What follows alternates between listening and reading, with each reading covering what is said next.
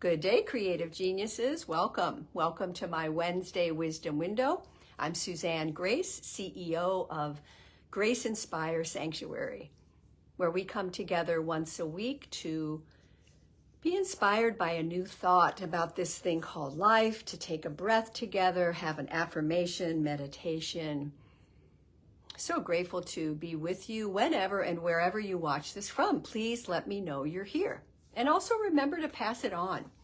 If you feel like someone you know could benefit from anything that we share, that you can share it, right?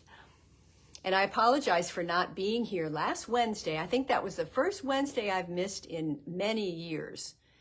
I was in the air flying over from the Midwest back to California after I attended my family reunion. And I have to say that flight was so spectacular. It was in the morning, clear, and the planes didn't fly that high, so we could see the plains of the Midwest and then into the desert of Nevada, Arizona, and the canyons, and then seeing the snow-capped mountains of the Sierras. Oh my gosh, it was, and then into the foothills. It was such a beautiful visual flying home. So cool. So welcome. I'm glad you're here. Today I'm going to read a short article about our thoughts, which is my forte as a life coach, helping people pay attention. And then we'll do a breath practice together and our affirmation. So this is from an article by Christian Sorensen called Thought Thieves. And he says, first he starts with a quote by Emma Curtis Hopkins, who wrote in the 1900s. She was a metaphysical writer. She said, "The world will persist in exhibiting before you what you persist in affirming the world is." Now we know that, right? So if we keep saying everything's awful, guess what's going to happen? So he says, when there is discord in your life, there's discord in your thoughts. When your body is not at ease, there is a lack of ease in your thoughts. When there's limitation in your life, there is constriction in your thinking. As within, so without. Form follows consciousness. It is the creative process of the truth. Quote, "It is done unto you as you believe," end quote. You would not knowingly invite a thief to stay in your home and roam around on their own, would you? Why would you allow thoughts into your thinking that are going to rob you of your greater good and kill your dreams? Love the sacred space of your inner realm enough to not allow unwanted thoughts to remain unattended. When you are complete with the thought guests who have shown up at the door of your consciousness, you are the one who must make sure that they're escorted out of your thinking. There are many thoughts in the world that come knocking, looking for your time and attention. Don't forget, you are the one who decides which ones get to make themselves comfortable in your living room. Oh, I know you know this because I have talked about this many times. One of my favorite phrases from Mary Morrissey is notice what you're noticing. That's all you have to do is just start there. Does this thought make me feel constricted or expansive? Is this thing I'm going to say make me feel restricted or expansive? I mean, we don't have to like everything that's going on around us. I'm not saying that. But we can learn how to be more of an observer than always judging and complaining. Yeah, I know. I complain sometimes too. And it's interesting, I'm teaching this class right now called Building a Healing Consciousness. And our task last night was to notice our self-talk. We took a self-talk inventory. because most of us are really unaware of the chatter that runs through our minds while we're doing other things. And the chatter is a pattern of our thinking that influences what we manifest in our lives, right? So thoughts are the equivalent construction tools with which we build our reality. To change our life, we have to, first of all, change our thinking, or at least be aware of our thinking. So being aware of our thoughts is really important, because we have so many thoughts throughout the day. I mean, I think I've heard once like 300,000 thoughts go through our mind. And most of them aren't true, right? So notice what I'm noticing, and then not beating ourselves up if we catch ourselves of what we're saying about ourselves or someone else, right? So what we did in the class was we had an exercise with these questions. What kind of things do you say to yourself throughout the day? And just kind of notice, are they mostly negative or mostly positive, if you even can remember? So we had, I had everyone say out loud, what are some of the negative things that you tend to say to yourself? And it was, there you go again. You dummy. Why did you do that? You know better than that.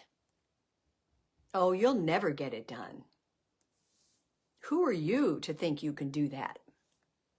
Sound familiar? Oh, there's a litany of those, aren't there?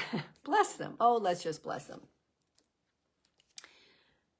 So it's important to notice how often we do that. And then once we notice it, we can begin to shift it.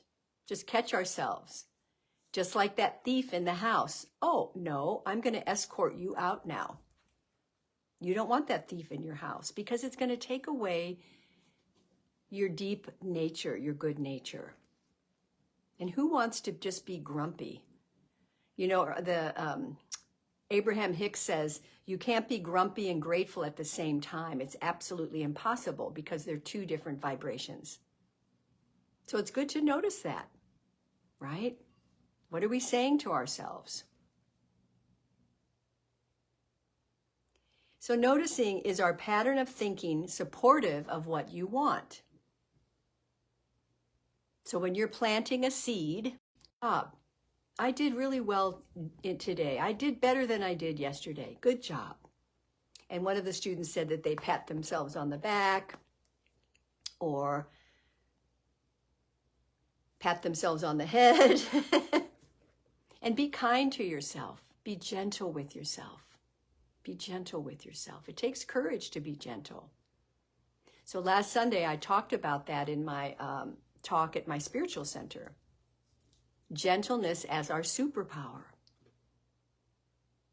So even though our superpower might seem like this tense, strong thing, it actually can be a gentleness. And so when we notice our mind or our thoughts spinning into some direction, we don't beat ourselves up. We're gentle. And then we stop and say, oh, I don't want to let that thief in my house anymore. Bless you. I let you go. Yeah. Susie Bain loves the quote, I wonder what my next thought will be, right? And I often say to my clients, if you could have a new thought about an old condition, what would that new thought be? Right? Yeah. So that's what I want us to focus on today, is to pay attention to our thoughts. And when they come knocking, a thought that doesn't serve you, you can escort it out of your house. I like that. So let's take that into our breath practice together. I invite you to feel your feet on Mother Earth. Extend your spine. Let's lift our shoulders for a moment and just consciously tense our body. And then we're going to consciously let it go with a big drop. Oh boy, that's a heavy, heavy load there. And let's lightly tap our heart chakra Ah.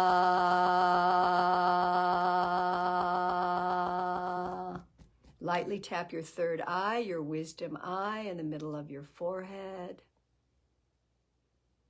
And lightly tap your crown chakra, Sahasrara, opening to your infinite potential today. And then just let your hands rest on your lap, palms up to receive, or palms down to feel grounded.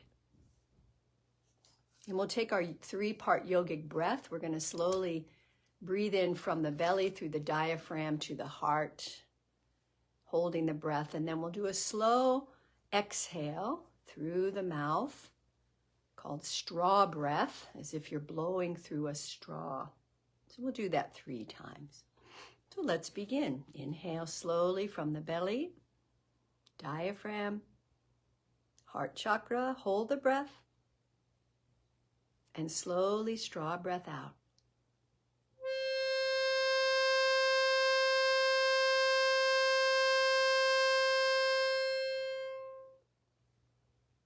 And again, inhale from the belly, 3-part yogic breath, diaphragm. Just feel it expanding all the way up to your heart chakra. Hold the breath. And exhale, straw breath.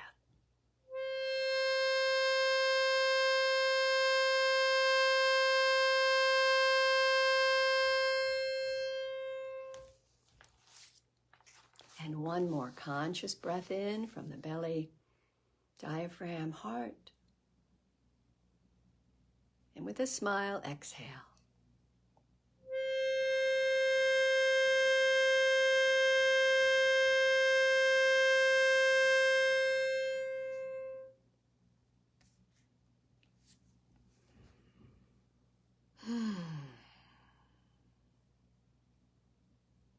And as we sit in stillness for a moment, you can allow a gentle smile to come to the corner of your eyes and mouth. As we invite clear thinking today, peace of mind, harmony in our thoughts.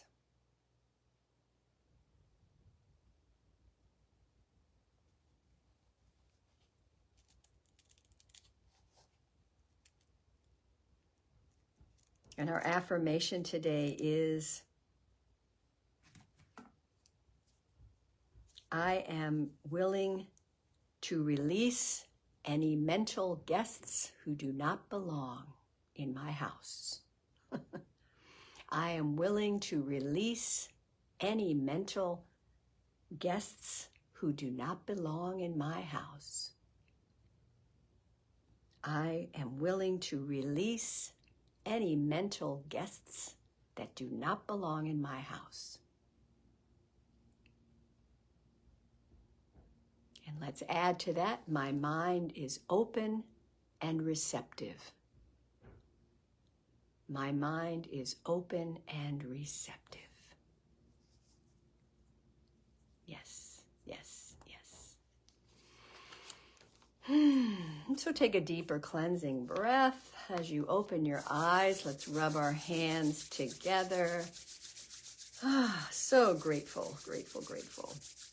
Clasp your hands. Let's take a nice big stretch up to the sky. Oh, yes. And open wide. Wiggle your fingers. Come back to earth. Very good. Thank you for being with me today or whenever you watch this. And I did leave a link to my recent talk on gentleness as our power. I invite you to listen to that and be gentle with yourself this day when you're recognizing those thoughts that are moving through your consciousness, through your house, your mental house. Yeah. Thank you for being here. Pass it on. If you know someone who can benefit, have a beautiful day. I'll see you next Wednesday. Namaste.